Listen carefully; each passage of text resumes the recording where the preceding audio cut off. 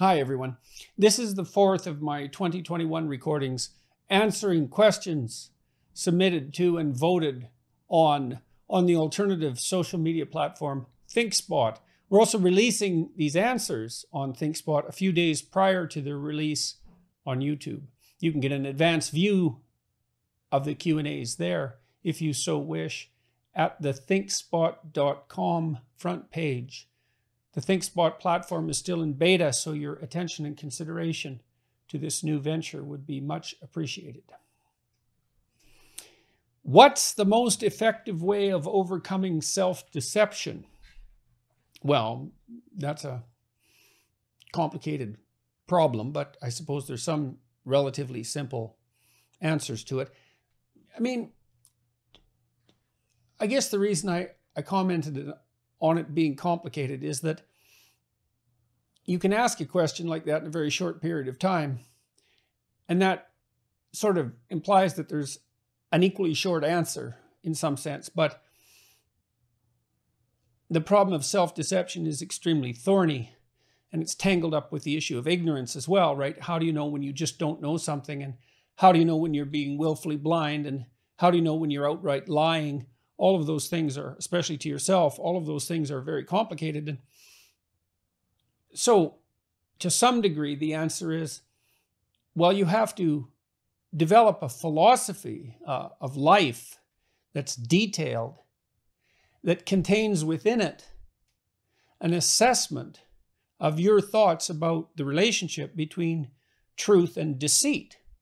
So, for example, do you believe that it's okay to lie? Is it okay to deceive other people to get what you want? Are there occasions when it's okay to deceive other people if that helps them get what they want? So that would be an instance, for example, of what people perhaps call white lies, right? Lies that are designed to be of benefit. Are they appropriate? Do you feel that it's okay to deceive yourself or other people in the pursuit of things that you believe are valuable? And none of those are trivial questions, and they can't be answered with trivial answers. So to some degree, you need a moral philosophy that privileges the truth above all else if you wish to cease engaging in self-deception. And then you might ask, well, how would you develop such a philosophy? And some of that might be, well, reading about moral philosophy, reading literature, because it often deals with questions of good and evil and deception, thinking about it, writing about it, reading about it. Well, I said that.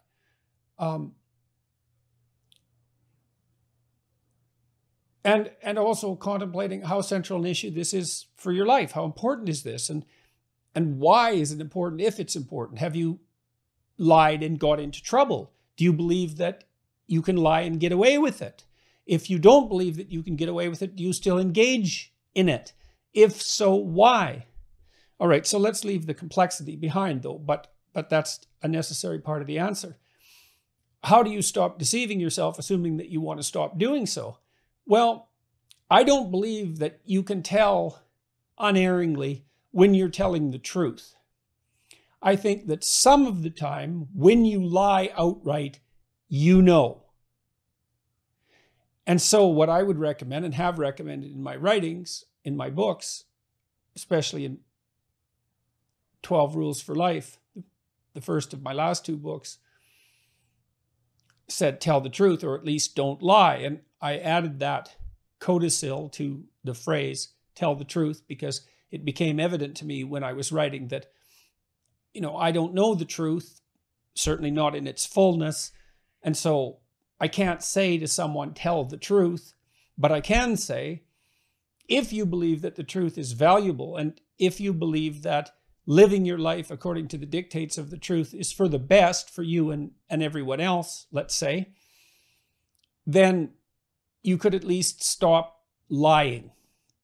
And then I would say that as you pay attention to what you say, so that you're attending to your deceptive statements and trying to stop making them, Some of them maybe you know outright they're not true. Some of them make you feel uneasy and weak. That would be a less evident criteria of falsehood, but still a reasonable one.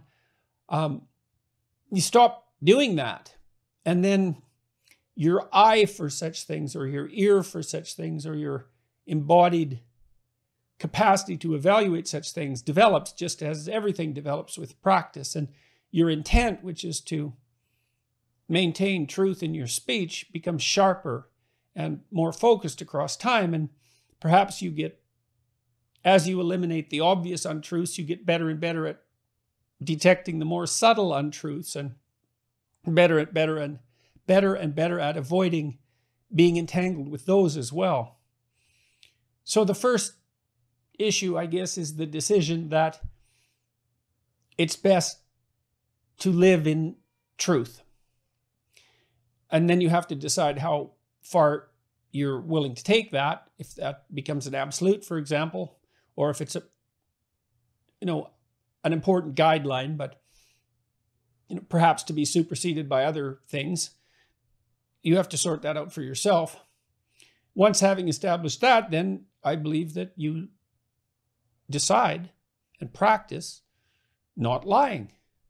And then possibly, if you're fortunate, if the world smiles on you, you'll engage in less self-deception.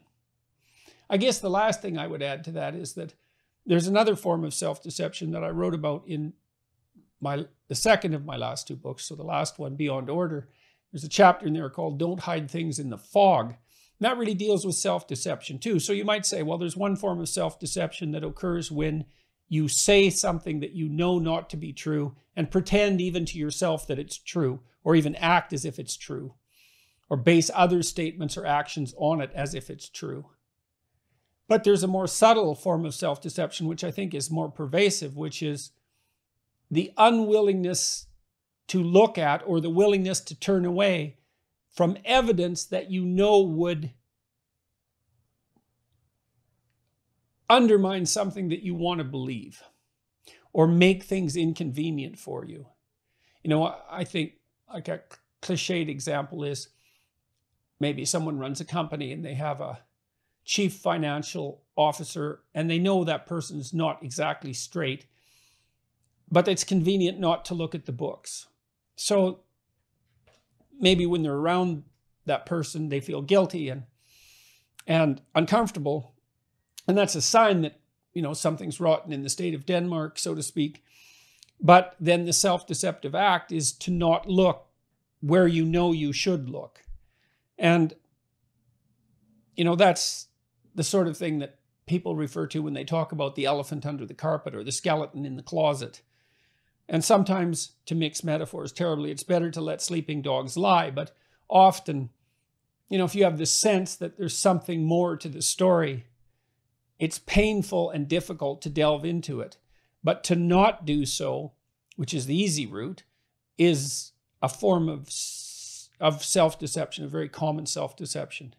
And I don't think my experience as a clinician, and my personal experience as well, is that when you have a sense that something's up and you fail to act, you almost inevitably pay a much higher price for it at some point deferred into the future. So you have to think that through for yourself and ask yourself if you believe that's true. And if it is true, unless you want more trouble in the future, then perhaps you investigate when your moral unease, let's say, alerts you to the fact that there's something to investigate. As a woman, and this is a completely different topic, as a woman, I have fantasies about bad boys. Is this something I need to mature out of or realize in my sex life in different ways? Well, I can't say for sure because I don't know anything about your sex life and I don't know anything about the fantasies. I would say, however, that it's not that easy to maintain sexual interest on a continuously rewarding basis across long spans of time say, with the same partner. Now, maybe it's not that easy to maintain it, period. As we age, say, fantasy can provide pointers to overcome that proclivity for the deterioration of sexual interest. I remember reading, I think it was in Raymond Carver, whose works I love, a detective. He wrote the greatest of detective novels. Private Eye, really. No, it was Raymond Chandler. Sorry, Raymond Chandler. He talked about the beauty industry and the fashion industry and the hundreds of millions of dollars, billions of dollars that people spend on that, enhancing sexual interest, and came to the conclusion that it was all worth it because it's difficult to do. It's difficult to pull beauty into sexuality. It's difficult for each of us to maintain our attractiveness to other people. It's difficult under many circumstances to maintain being attracted. Well, so you have these fantasies, and that's the part of you that has a proclivity towards sexual gratification, trying to make what it needs and wants known to you.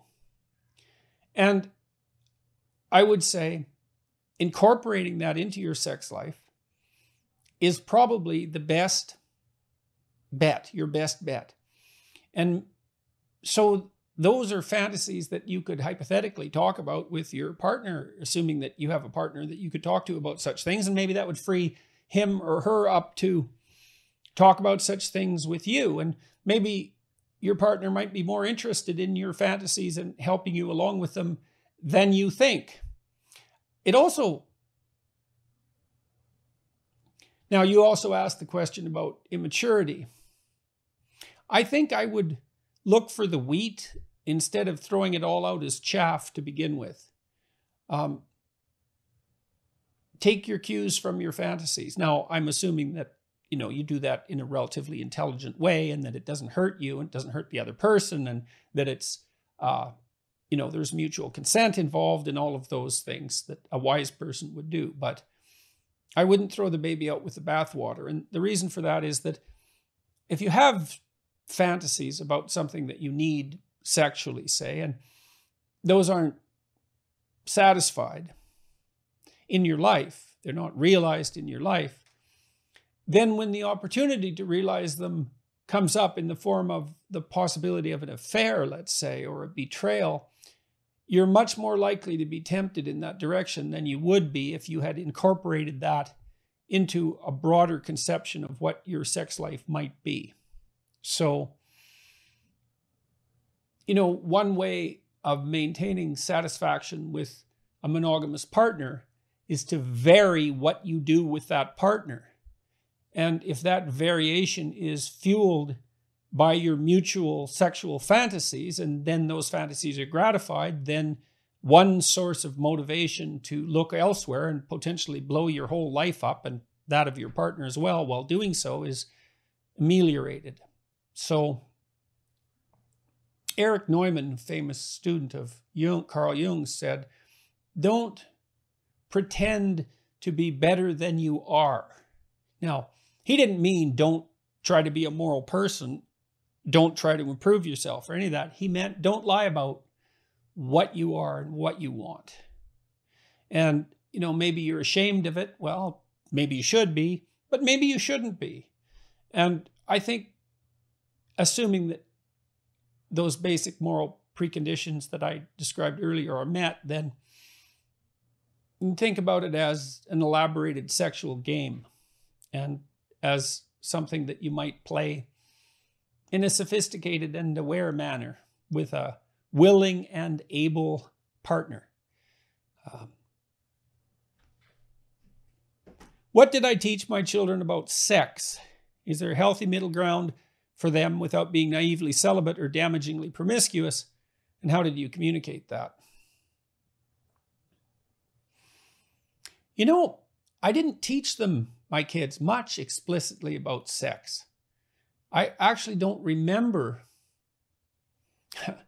any conversations about sex per se. And I can't even really remember how they found out about sex. I'm certain that they knew the basic mechanics plenty early enough.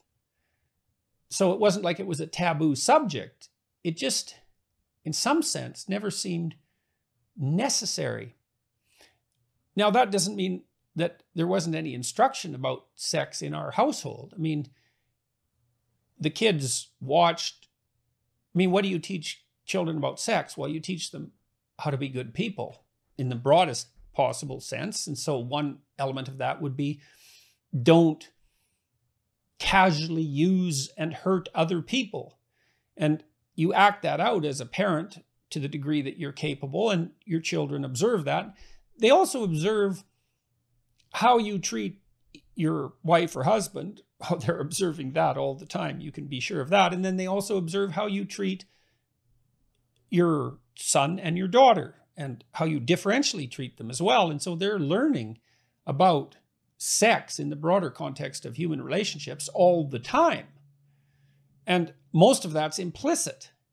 And so, my wife Tammy and I have a strong monogamous relationship.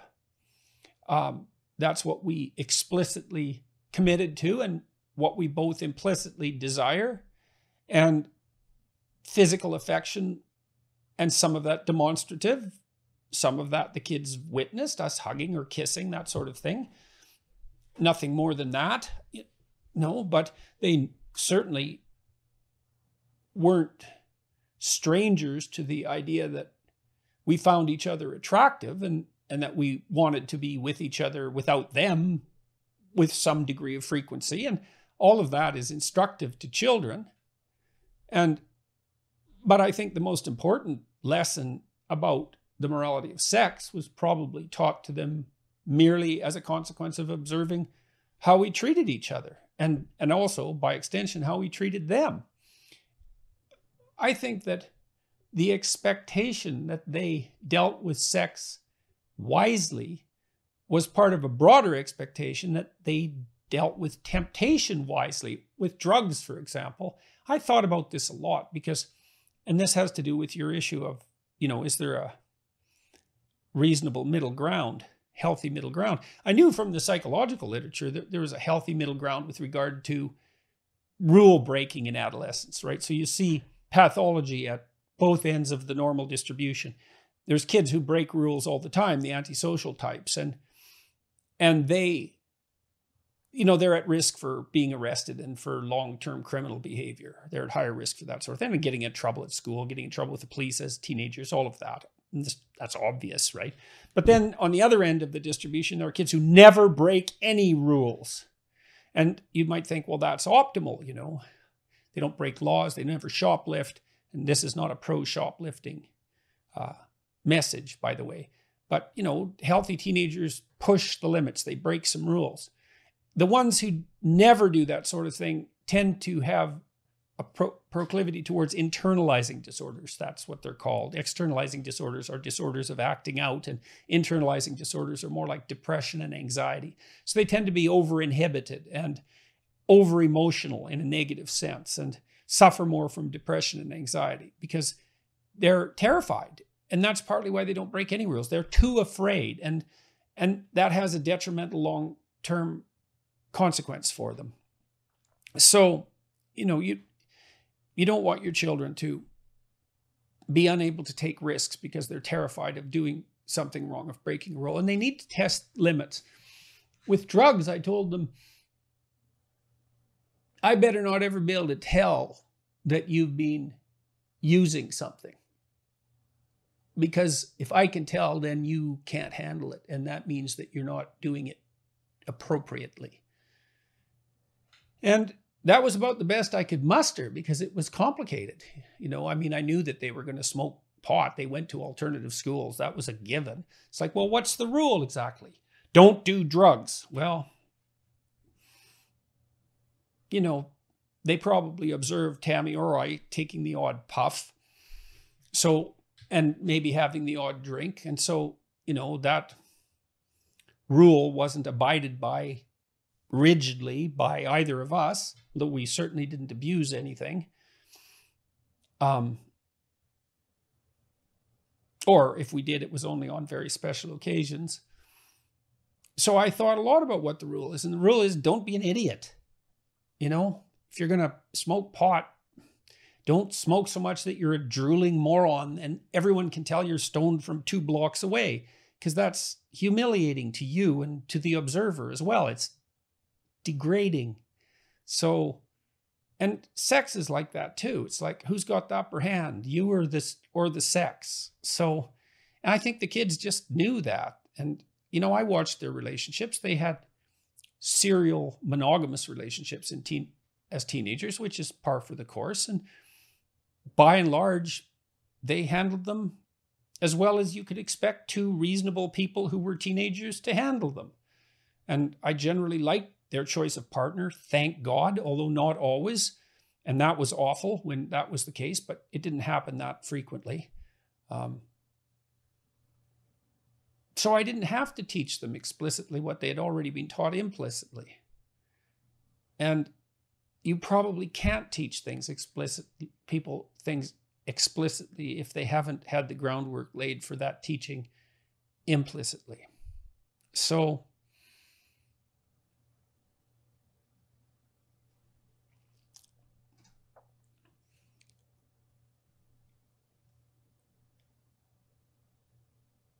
as it pertains to beauty standards, do you think that progressive social pressure can overcome what appears to be our ingrained attraction to, for example, physical markers for biological health? Okay, so this questioner is influenced by, hypothetically, by literature indicating that we value such things as physical markers of fecundity, which is fertility. And that's associated with health. Well, of course we'd value that, because obviously, assuming that you give some credence to evolutionary theory, a species that didn't find markers for reproductive success attractive wouldn't last very long. So it's in some sense self-evident. Well, what are some of those markers? Symmetry in face and body, in gait. More symmetrical people are more attractive. They are healthier, because illnesses of various sort during the development produce asymmetries. And that preference for symmetry is marked in many species. Even butterflies, for example, are vastly more attracted towards perfectly symmetrical mates. Physical strength in men particularly, so shoulder to width ratio in men is another marker. Height, voice depth. There's some markers associated with testosterone, like jaw width in men. In women, like for men find younger women more attractive, all things considered. That's younger women who've reached puberty, obviously, in the vast majority of cases, and in the reasonable case, let's say. Now, and I think that attempts to push back too hard against that kind of proclivity are ill-advised, all things considered. But, you know, I would modify that to some degree, because one of the things that we have decided in the last few generations, let's say, is that people should be older than mere post-pubescence before they're reasonable targets of sexual seduction. Now, if you go back 100 years ago or farther than that, it wasn't particularly uncommon for girls who were very young by today's standards to be engaged or married or involved in the kind of relationship that might lead to those 2 states, 14, 13, 15. Now, girls of that age frequently date in our society, but we've decided that sexual activity, especially if there's an age gap of any substantive degree, is statutory rape. So progressive social pressure, so to speak, has produced, it might not be precisely a decrement in the perceived attractiveness, but it's definitely produced a change in behavior and expectation. And so, we have biological proclivities, but we're also an extraordinarily malleable species. And you can see too that different cultures specialize in different markers of beauty. And some of those specialized markers of beauty don't translate well from one culture to another. So there's a central human tendency associated with perceived attractiveness, but any of the dimensions of variability that compose that central tendency can be altered substantially by social pressure and social expectation. So it's complicated, like any issue of nature and nurture. My basic sense is that you leave people the hell alone with regard to what they find attractive. And, we hear stories that there's a corporate construction of beauty that's fed to us. And I think that's fundamentally rubbish in some sense, because corporations who use sex to sell are much more likely to succeed if they merely provide gratification for the instincts that are already there, rather than trying to create them out of nothing for their own purposes. Now, you might say, despite that the fact that stereotyped portrayals of beauty are put forward to us by powerful media organizations every day intensifies our focus on those attributes, and that might be true. But that's not the same argument as trying to make the case that, that that's a construction and nothing else. And I think the evidence for that is weak to the point of non-existence, despite the variability that I described. So yes, I think that progressive social pressure can overcome certain ingrained attractions. And we've deemed that necessary in many cases. I mean, it's also the case, at least we've stopped action on those attractions to a great degree. And the same thing happens when you get involved in a monogamous relationship and decide to forsake all others. You might again argue that, well, the attraction to others isn't ameliorated, but I would say it is to some degree, partly because people who are in a committed relationship just don't allow themselves to go there, right? So they might note attraction, but they don't dwell on it and they don't pursue it. And so that is some amelioration of the attraction by social pressure, not necessarily progressive. So I'm worried I will never find love. What do I do? Well, the first thing I would say that you should do is understand that you are not alone in that worry. A more common worry could hardly be identified. So, and if you find love, then you'll probably worry about whether you'll keep it or whether or not that's the right love for you. So I guess part of the answer is you act in spite of your worry. And that's actually the best treatment for your worry. You might be so concerned that you're unwilling to put yourself out there and face rejection. And I would say the best way to overcome fear of rejection is to put yourself in a situation where you get rejected and have that happen to the point where you're not devastated by it. I'm not saying that's easy. And hopefully those attempts will also be punctuated by some success. So I would say, despite your worry, get out there, ask someone for his or her phone number, put up a profile on a dating site, or at least create a profile. Maybe you can wait a week or two to post it, but put some effort into it and get a nice photograph taken. I think, and then you could also ask yourself, are you worried about being alone for the rest of your life too? And that's a good thing to worry about. So you might say, well, that's the same as being worried I'll never find love. But if you let that stop you, then there's this alternative danger. isn't there? That you'll just be alone. So accept the worry as part of the likely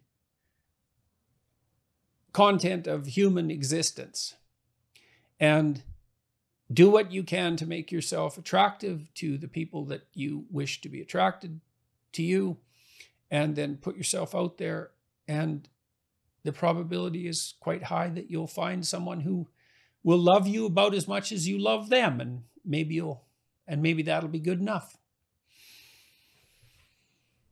I'm having a hard time disciplining myself. I particularly struggle to establish a schedule.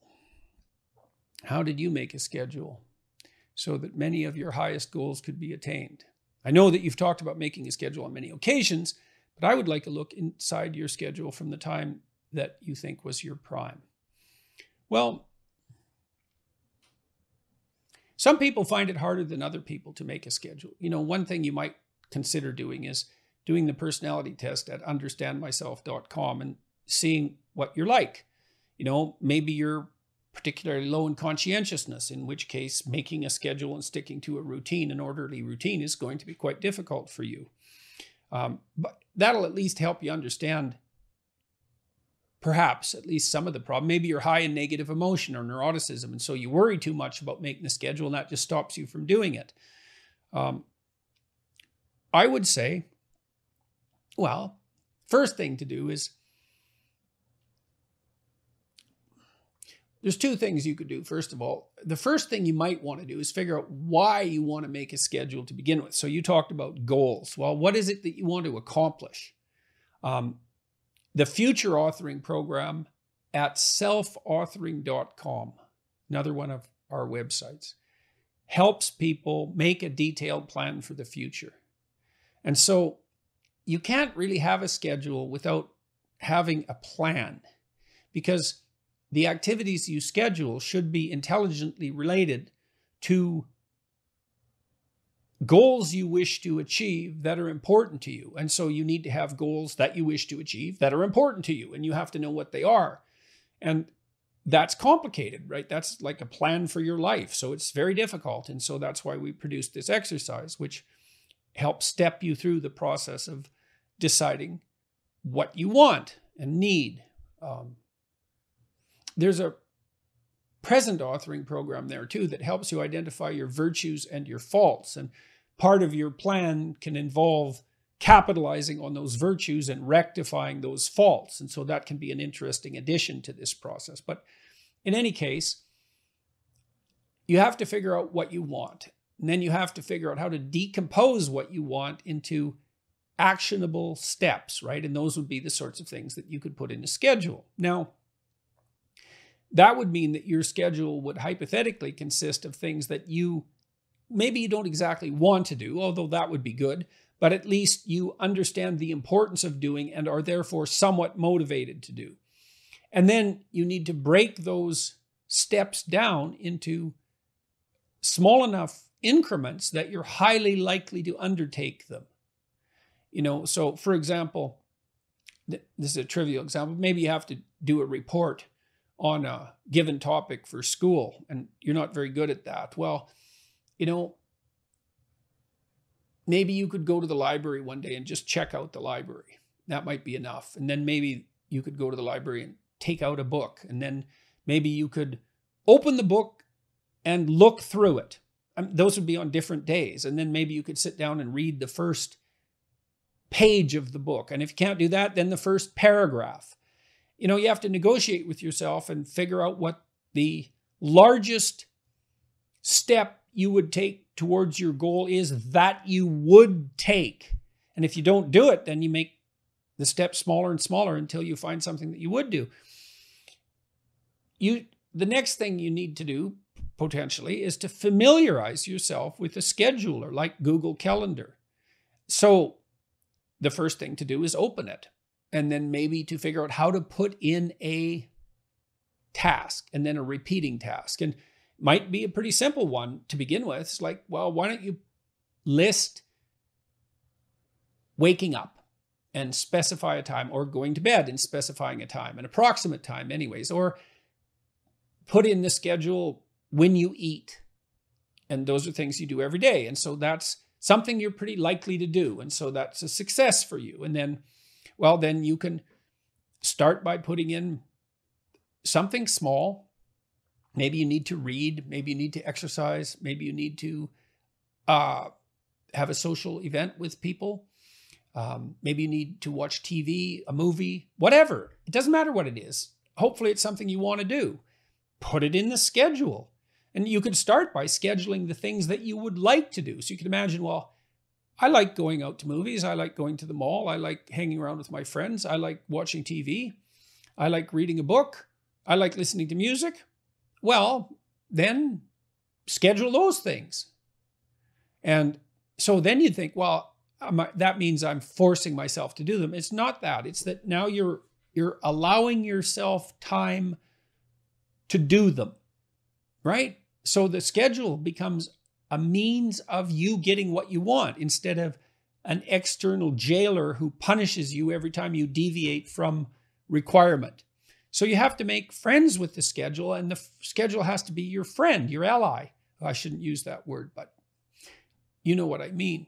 It should work for you and not against you. You're not generating an external tyrant. You are generating something that you could be held to, and that's be responsible to. And that's not necessarily a bad thing. It can be somewhat burdensome, but it's not necessarily a bad thing. But generally, you should approach it as if this is something that will help you get what you want. And it's also a pretty good way of controlling anxiety, because one of the most common sources of anxiety is just not knowing what to do. And people often think about that as boredom, and it is boredom to some degree. It can be, but it can also be very anxiety provoking. It's like, well, what should I do? I don't know what to do. Well, I have to do something. There's all these things I could do, and I don't want to make that decision every hour. So a schedule that you design that you like can be an incredible relief. And one thing we do know is that conscientious people tend to be lower in negative emotion. And it looks like that's a causal consequence, is that orderly people, for example, because they order their environment and make it more predictable, then they're less likely to be anxious, because we're often made anxious by what is unpredictable. So generating a view of your life that consists of valued goals that you want to attain, and then steps by which those might be attained. And the Future Authoring Program helps you figure all that out. Well, then you can ally that with a schedule. And then, not only do you know what you're doing, you know that what you're doing is moving you towards something you want, and that's rewarding. And having your time structured like that and attaining those goals is pleasurable and anxiety reducing. So, that's a pretty good deal, all things considered. And you can start stupid and slow. Like I said, just throw some things in that you're pretty likely to do, and fill in the schedule with broad strokes. And then as you get familiar with it and comfortable with it, and maybe even happy with it, you can fill in the details and start to use it in a more sophisticated way. But everyone I know who's accomplished, almost everyone I know who's accomplished, does structure their time explicitly in that manner. They've learned to do that over the years.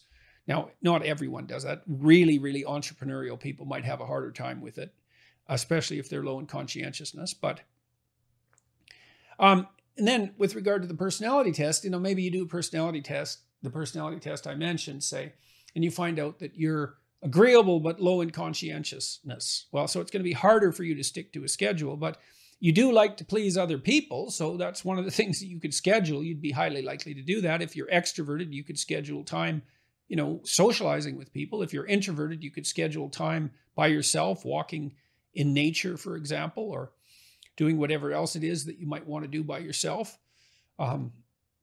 If you're open, you could schedule in creative time, and then you'd be motivated to do those things.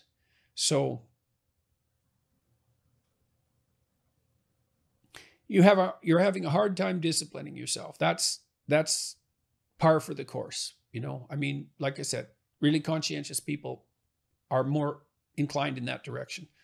But it's hard to discipline yourself in relationship to a goal. It's it's like training a cart horse to pull a cart. It's difficult. And so you start with little things, and maybe little things that you want to do, and then you can proceed to harder things that you don't want to do so much, for their extrinsic or intrinsic utility, but you have to do them because they're related to something important.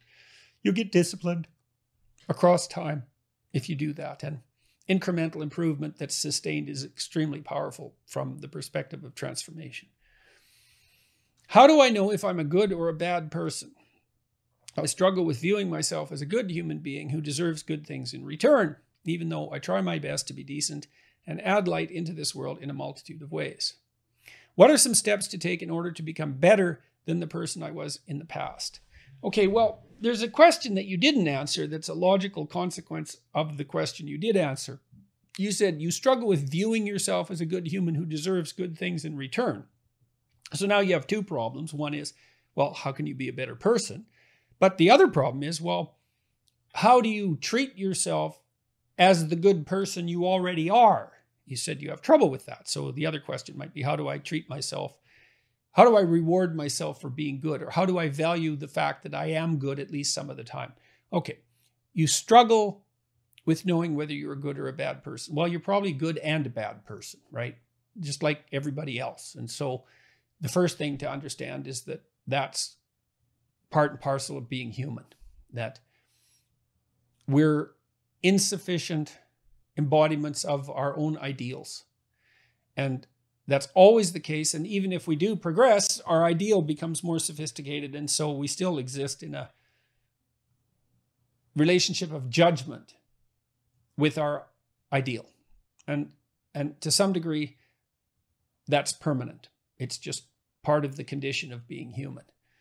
Having said that, just like it's reasonable to assume someone's innocence before and having their guilt proved rather than the other way around, it's useful for you to reward yourself for being good on those occasions that you were good. And so that'll also help you accept yourself more completely as a good person to the degree that you are. So, when you do something good, you might try to make it a habit of noting that, maybe telling someone about it, or at least telling yourself about it, and maybe rewarding yourself in some way for it, at least by the recognition. And that then you'll come to accept yourself as a good person more easily, right? And you imagine if you had a child around you and you were trying to reward them for being a good person and also encourage them to be good, you would notice when they've done something good and tell them, and make a bit of an issue out of it. And being specific about it really helps. I noticed that when you cut up that apple, you gave a little more than half to your sister, and you didn't have to do that. That shows you're paying attention, and that's very powerful. And you can do that with yourself too. You notice when you did what you were supposed to that day, or when you did something kind for someone else, or when you did something creative that worked out, or at least when you attempted to do that, or when you managed to control a very tempting bad habit. It's very hard to learn to reward yourself properly for proper action, but it's very much worth doing, and it will spill into your relationships with other people. And so you treat yourself like someone you're trying to do the best for. It's hard to do that because you're acutely aware of your own faults, let's say, but you don't want to dispense with your virtues. What are some steps to take in order to become better than the person I was in the past?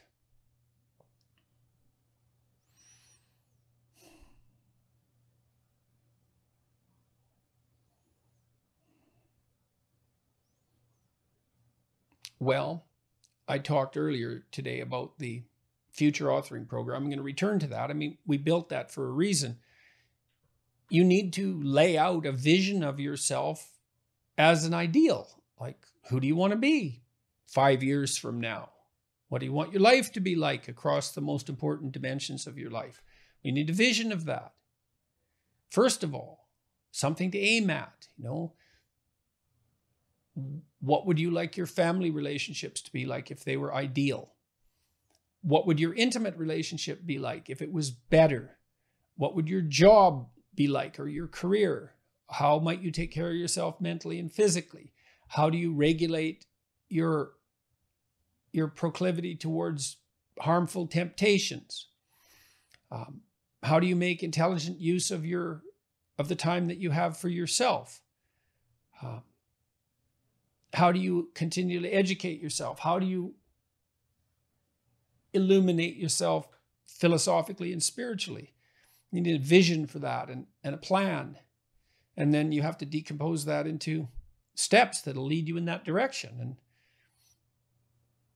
that's how you incrementally move towards being a better person. And maybe as you do that, you have to revise your ideal version of yourself because of something you learned, but that's okay. That's part and parcel of the process. So because you're not going to specify the ideal with 100% accuracy the first time you specify it. I'm 40, but I feel like a child watching everyone around me get older and die. So I'm homesick for the past instead of accepting the terrifying present. How can I stop mourning the past? Well, I grouped the last 3 questions together, including this one, because they all allowed me to talk reasonably about these programs. The self-authoring program has a past authoring component that helps people write out an autobiography. Now, you're suffering from what Freud described as reminiscences of the past. You're possessed by reminiscences. They won't get out of your mind. And what that means to me is, well, it's one of 2 things. One is that there's things in your past that you need to understand more deeply. And that's why they're still calling to you. And there are things in your past that you had, perhaps, that you need to have in the present and the future. And so you could do the past authoring program and write out your past. It asks you to detail the most emotionally significant events that occurred during different epochs or stages of your life. So you have to break your life into a number of stages. I think we recommended 6, but you can break it into as many as you want or as few. And then to detail out the significant positive and negative occurrences, that stand out in your memory from those times. And that'll kind of help put the past to rest, but it also might highlight for you what it is that you're nostalgic for. And then that can help you figure out what to aim for in the future. And so, it sounds like you're rather hopeless about the present and by implication the future. And maybe that's because you don't have a richly enough developed conception of what it could be. So you could go back to your past and find out what it is that you wanted and had, and then you need to make a plan for how you might obtain that in the future. Now, it's a bit more complicated than that because you talked about death, and so you may be longing in some sense for a return to in a state of blissful ignorance where you weren't concerned about mortality. And, the only real medication for that, I think that's real, is to live as worthwhile a life as you can, as full a life, so you don't have regrets. I'm not sure that so much that people are afraid of death. They're maybe afraid of not living enough. And maybe if you lived enough, you could let it go when it was time. I think there's some truth in that. And so if you're overly afraid of death, it may be because you have a lot of unlived life in you. And you can go back to the past and you can find out what you needed and perhaps had then, and then you can strive to attain that in the present and the future. And those exercises could, at least in principle, help you with that. So what are you missing, right? What are you missing that the past had for you? And maybe you write that down. Like, well, I had this and it was really important to me. And I had a loving relationship with someone and I don't have that now. I had the security of a comfortable home life and I don't have that now. So, well, those are things that now become ambitions, right? Because an ambition and a lack are mirror images of one another. So if you can identify what you lack, you can derive an ambition from that. And you might say, well, that's impossible. It's like, well, you decompose it into small steps. And that's complicated, but so life is complicated. So there's no way around that.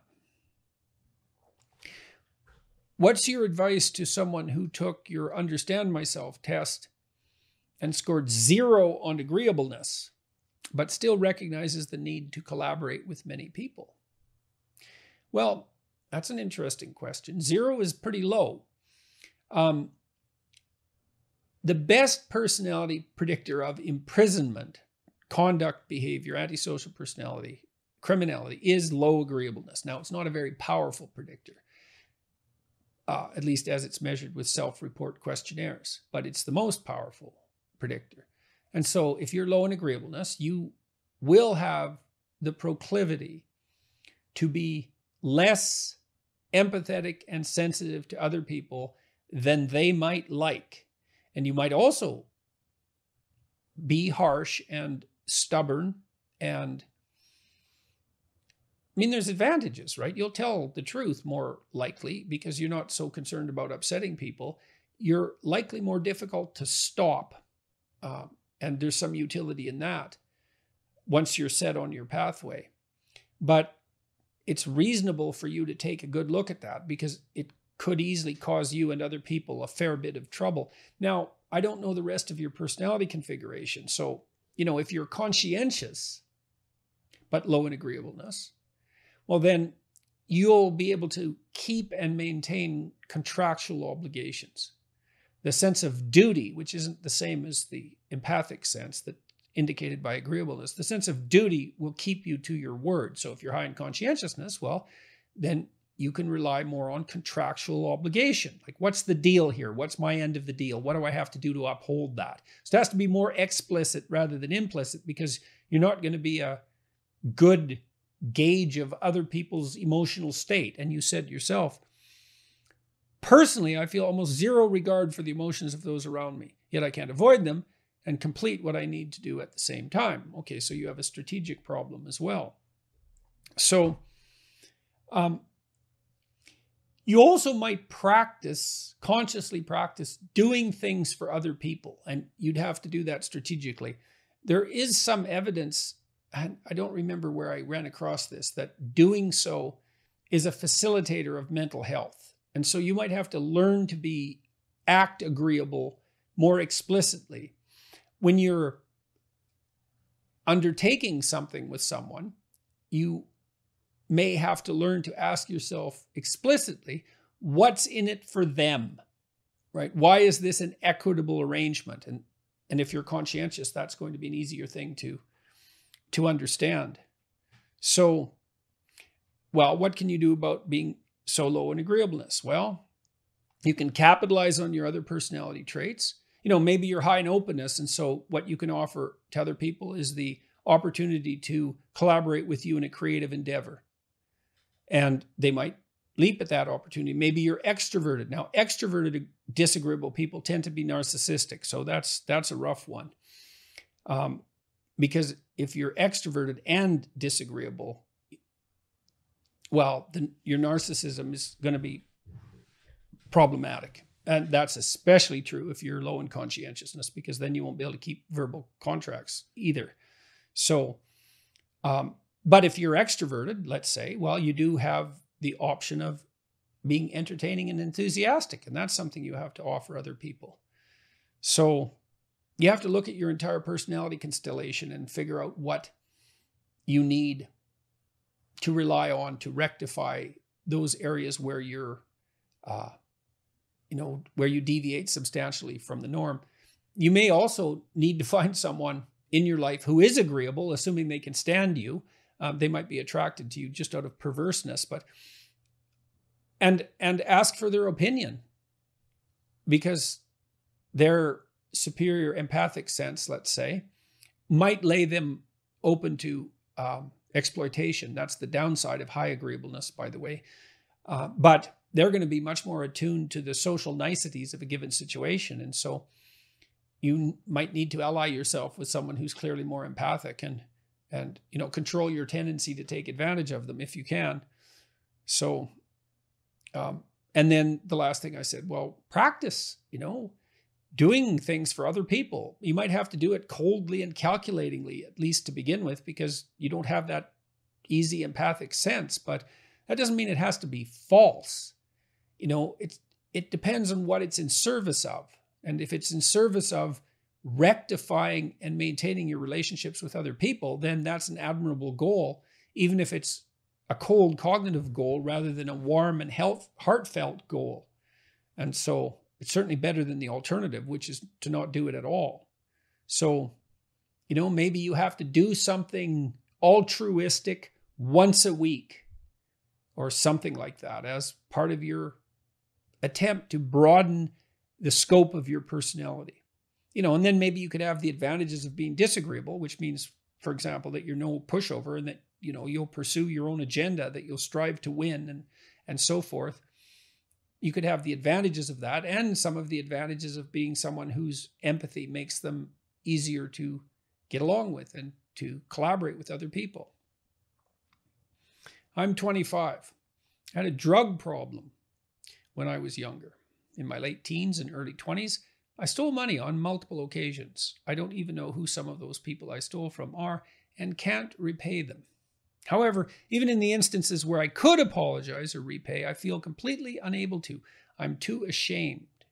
This bothers me all the time. I can't sleep or do anything. I really hate myself.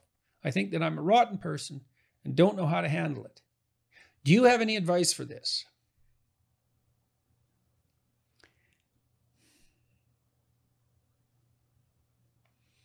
Well, if I was your therapist, I would say, tell me about every single occasion that you remember where this happened. Now, you can't tell me because I'm not there, but you could write it down. And that would help. And maybe you could write down why you did it. And maybe you could do that with a bit of compassion. Obviously your behavior was sufficiently reprehensible to be plaguing your conscience, but at least you have a conscience. That's something.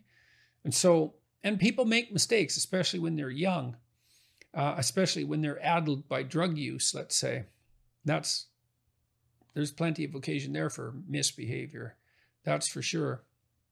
And it's pretty common. In any case, you're plagued by this. So the past has still got its tentacles around you. Well, write it down. Write down every episode. Every time you worry about something like that, write it down and get a list. That's your symptoms. Then, the idea of approaching one of these people and apologizing and offering to repay them, that's a pretty good idea. Maybe you could list all the people that you stole from who you could do that with, and then rank order them in order of difficulty, and then think about how you would approach the least difficult of all those people and what you'd say. And maybe you have to write that out. Now, I'm not saying you have to do it, but you could do that to begin with, and then you could decide whether or not you could do it. And if you could do it with the easiest person, and then you could see how that goes. Maybe that actually helps. And then if you can't do that, maybe there's some other means of clearing your conscience. So when you write all this down, write down how much you took. And then maybe your goal could be you donate twice that amount to a charity. So you have to research charity and find one that you think is really valuable, where it would do some good. And so, you don't have to pay it all back at once, but maybe you could pay once a month or whatever. I don't know what your budget is. Maybe twice a month, maybe once every 3 months, whatever you could afford. And so then you've atoned for your sin, let's say, and you've transformed something bad that the people who experienced have probably already forgotten about. Unless you were stealing huge amounts of money and destroyed their lives, they've probably moved on. And so you could transform your nefarious actions into something that was good. Now, maybe donation to charity, wouldn't do it for you. You could try it once and see if that helps, pay off one of your existential debts and see if that helps. It's a negotiation with yourself. And so then I guess I would also ask, are you more broadly depressed and anxious? You know what I mean? So are you fixating on this in a manner that's truly counterproductive, that's reflective of a deeper issue with depression or anxiety. And you'd know that, for example, if, well, you said you can't sleep or do anything, you really hate yourself, that's signs of generalization beyond the confines of these misdeeds. And so if that's the case, then perhaps even if you did atone for what you had done, other preoccupations with previous instances of unacceptable behavior would start to plague you to the same degree.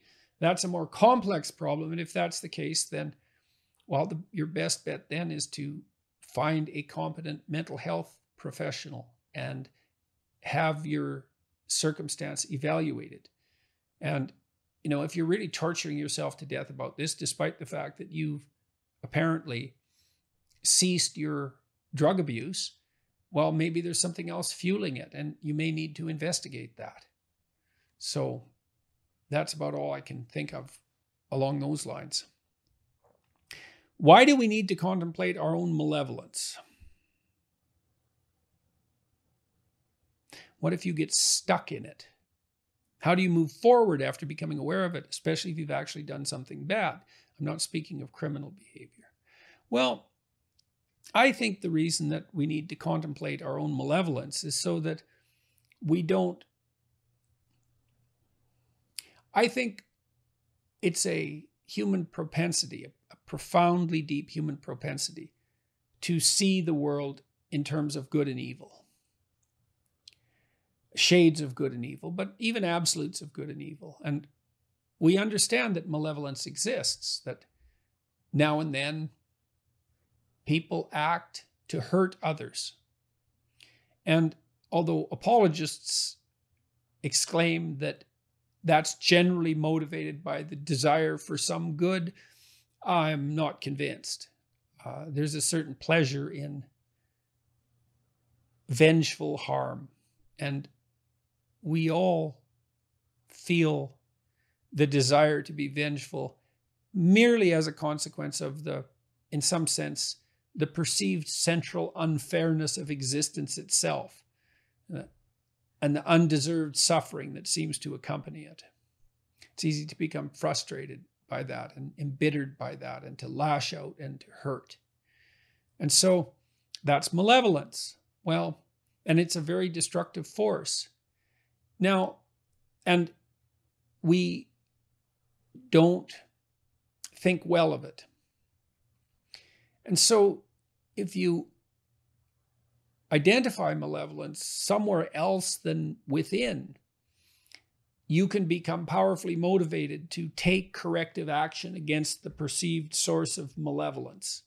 So I see that, for example, when critics of our social structures insist that the fundamental motivating factor that organizes those structures is the arbitrary expression of undeserved power or invalid power, privileged power, let's say. Well, yes, to some degree, because every structure has its element of corruption.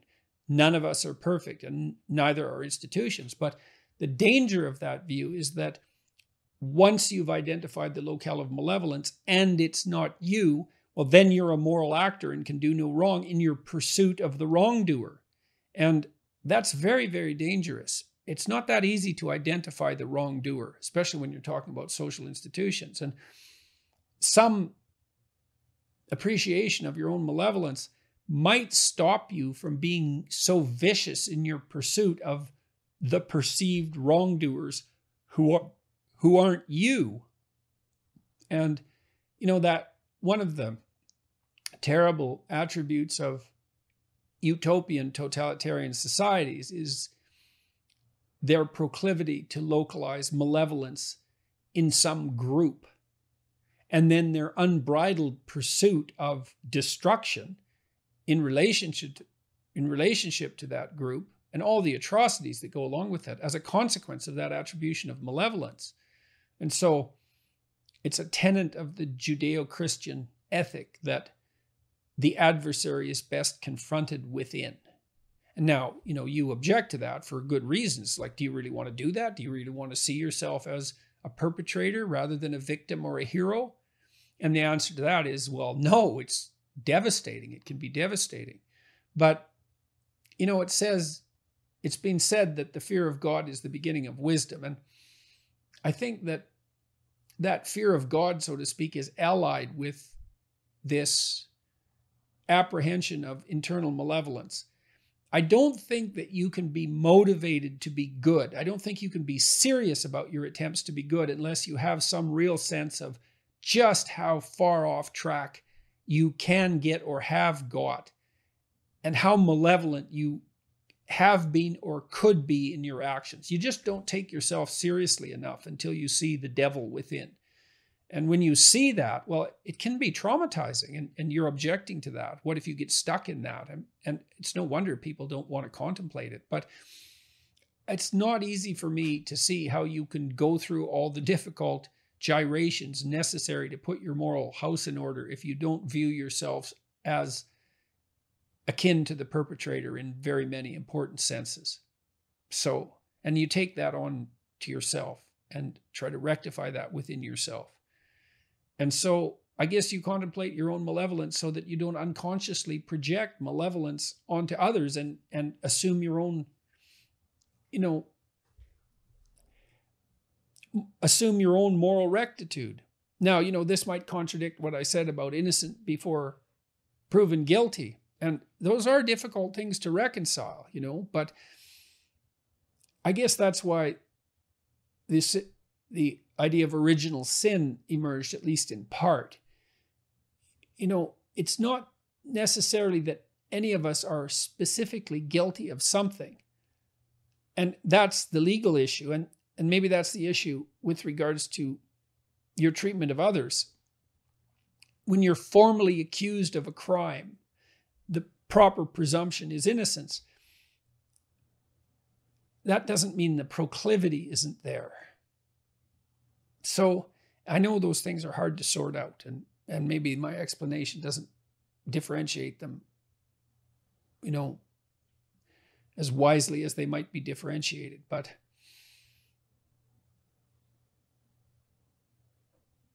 you can be sorely tempted toward something as an indicator of your malevolence without being guilty of acting that out. And you have to deal with the fact of sore temptation, as well as the fact that you're innocent in that you didn't act it out. So it's something like that. You have to localize malevolence somewhere because you tend to see it as an existential constant, right? It's something that exists in the world that needs a locale. And the safest locale and the most salutary locale, I believe, is the identification of malevolence within. It isn't obvious to me that that's more traumatizing than localizing it in the social structures, for example, but it might be. You spoke once about going into the deep to save your father, but I never knew my father at all, so who is it that I'm saving? Well, I would say that you're saving your relationship with the paternal spirit. So the Egyptians had a god of the state. That was Osiris. He was the old king, and he was archaic and willfully blind, especially to the machinations of his evil brother Seth. And so the Egyptians represented their knowledge of social structures in a narrative. And well, the social structure, the culture, is like an old king whose best days are behind him and who is always in danger of being overthrown by his evil brother. It's like very astute representation of the state. Well, Horus is the god of attention. He's the eye, the famous Egyptian eye of Horus, and he's the falcon who can see. And so he pays attention, and that capacity to pay attention, as for the Egyptians, was what rescued Osiris from the depths of the underworld when he was overthrown by his malevolent brother. So who are you saving? Well, you're saving Osiris, and that could be your father insofar as the spirit of Osiris characterizes your father. But if you don't have a father, that doesn't mean that spirit isn't there. So maybe what you're doing is rescuing your relationship with the central animating tendency of human civilization, insofar as that's paternal. Or maybe you're rescuing your relationship with God the Father, that being an expression of that animating principle. It's complicated, but that's the gist of it.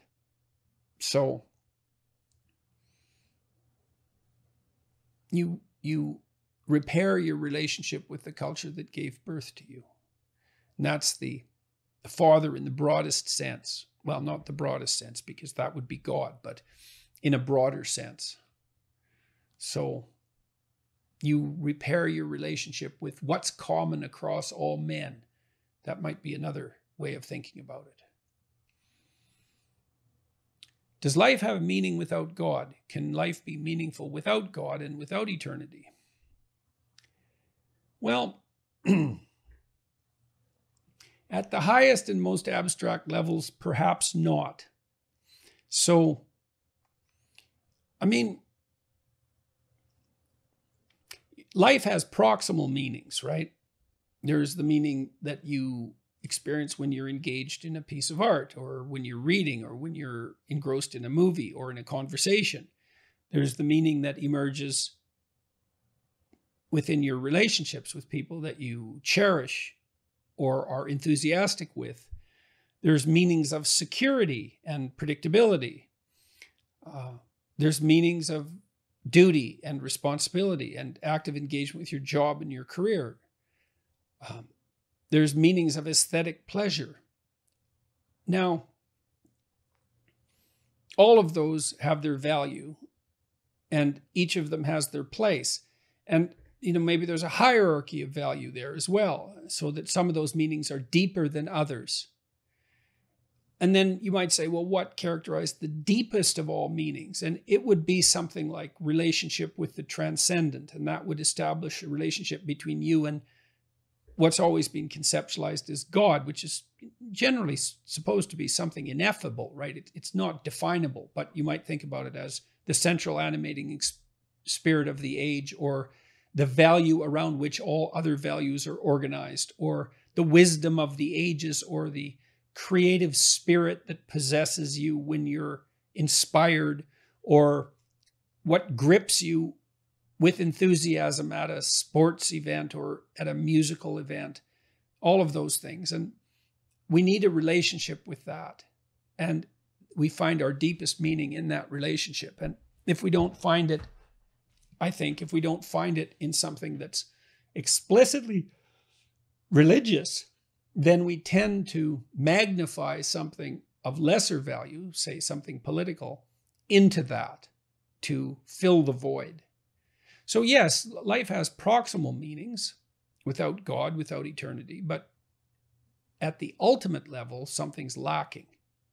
And it's the desire to fulfill that lack that, and maybe the lack itself, that's part and parcel of the religious instinct.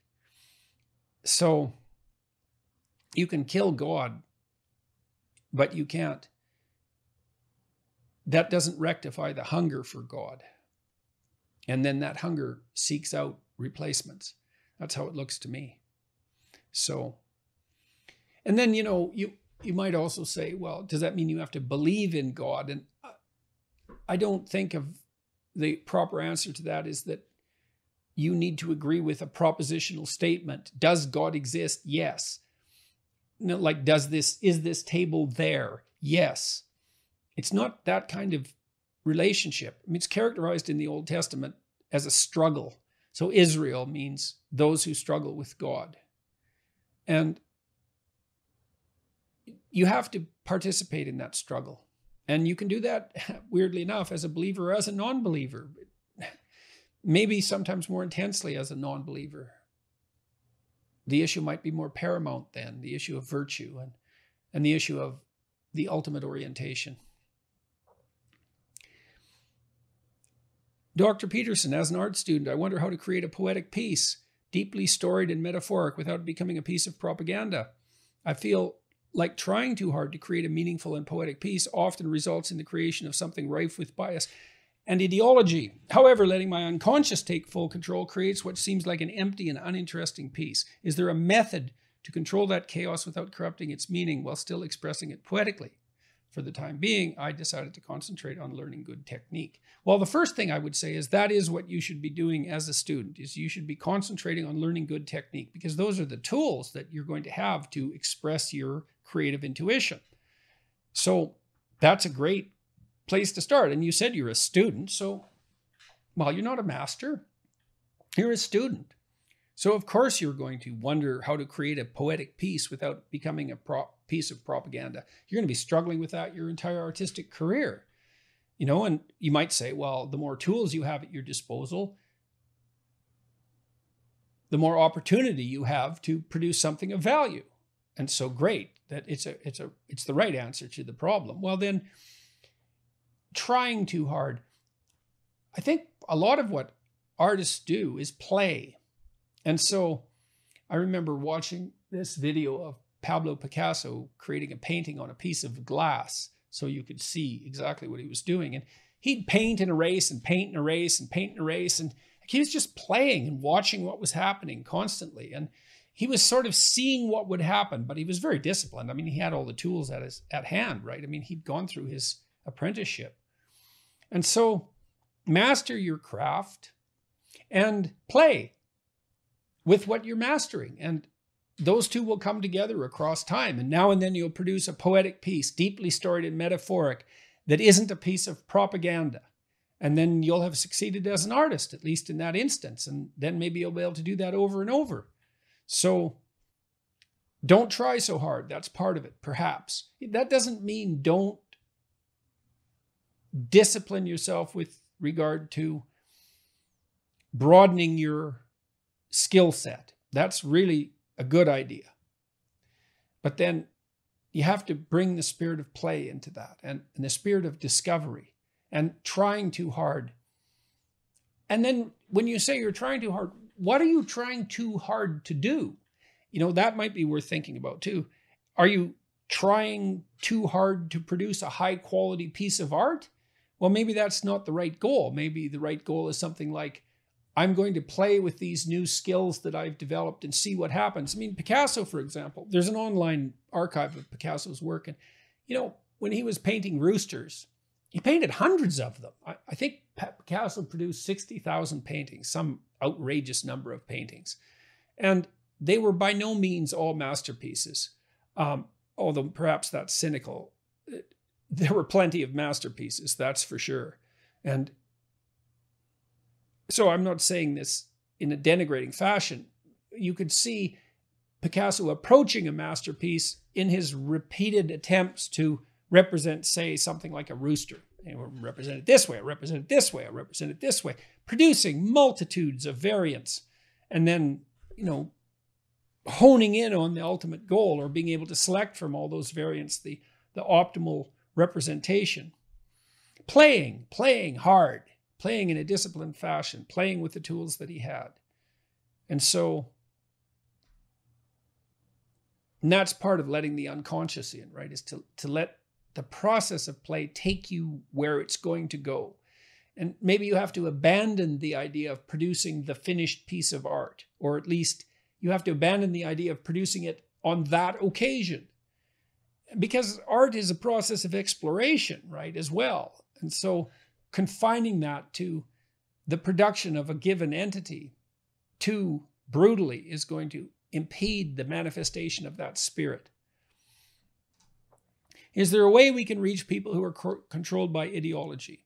If schools are bent on teaching CRT and other Marxist-inspired doctrine, how can we turn the tide? Is there a way we can reach people who are controlled by ideology? Yes, by acting honorably and by telling a better story. So that's the goal, right? You have to tell a better story, or you have to act out a better story, and telling it would also be helpful. You have to offer something more attractive fundamentally. And that doesn't mean that there's no room for criticism, but I think telling a better story is the fundamental issue. If schools are bent on teaching critical race theory and other Marxist-inspired doctrine, how could we turn the tide? Well, I offered some ideas about that. Tell a better story.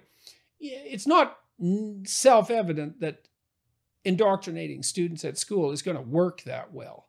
I mean, I remember myself as a junior high school student and my friends, we were pretty cynical about what we were being taught, especially if it was contaminated by something that it shouldn't have been contaminated by. And so it might be that pushing all this has exactly the opposite consequence, at least over the long run. We'll see. But basically, you have to tell a better story and you have to get your arguments in order. And so if you have kids, well, that's a tough one. You can discuss what they learn at home. You can encourage them to use their judgment. I told my kids, you don't have to follow stupid rules. But if you break them and you get caught, well, you have to deal with that. But as far as I'm concerned, if you've thought it through and the rule is stupid, then, well, you're free to oppose it as long as you're willing to take the consequences. So you can have intelligent discussions with your kids, especially if you're interested and they're willing to bring things up. And you can keep an eye on what they're being taught, and then maybe you can object to the teacher and you can object to the school board. Best to do it in writing. And I would also recommend and encourage that. I've cleaned my room and feel called to serve the greater community. What are some signs that you're ready to go in the world and serve? People offer you opportunities. Or you see opportunities. And maybe those are the same thing. If you're ready, your readiness primes you to be cognizant of the next steps forward. And then if you put yourself together, other people are going to recognize that and they're going to put opportunities in front of you. And so then you can say yes, and away you go. That's how that works out. So another sign, well, you said you feel called to serve the greater community. Okay, so that's a sign as well. I mean, assuming that it's not mere expression of narcissism on your part, you're ready for it. So watch and look and see if you see an opportunity that inspires you or that someone offers to you, even if it's lowly in that direction, right? Even if it's starting at the bottom. Starting at the bottom is fine. You learn that way. You learn everything about what you're doing by starting at the bottom. And there's something to be said for that. So, last question. In your last Q&A, you said you decided to take the vaccine. My friends and I were surprised by this. Is it safer than I think? I don't know. Why did I get the vaccine? Well, balance of risk, I suppose. I don't need COVID. I've had enough health trouble, and I had COVID. So I had COVID and I got the vaccine because some blood markers indicated that my immunity might not be what it should be. Was it the right thing to do? How the hell do I know? I don't bloody well know. I don't think the vaccine makers are conspiratorial fundamentally or any more than any other organization. My wife was very ill in recent years and is somewhat immunocompromised, so that entered into it. I wanted to stop worrying about COVID. It seemed to me that the evidence that case rates plummeted after the vaccine was strong. I've had vaccines before and they don't seem to have hurt me. I felt some obligation not to be a carrier, although I would say that wasn't the prime issue. I'm sick and tired of the lockdown and assume that if in Canada we reach a certain threshold of vaccinated people that it'll be done with, and I'm ready for that and willing to take some risk for it. But, I have family members who don't want to take the vaccine, and I can certainly understand why, and I'm not beating my chest at them. So, balance of risk. I was more concerned about not getting it than I was about getting it. So I got it. And I'm not saying that's any moral accomplishment on my part. It was just, it seemed like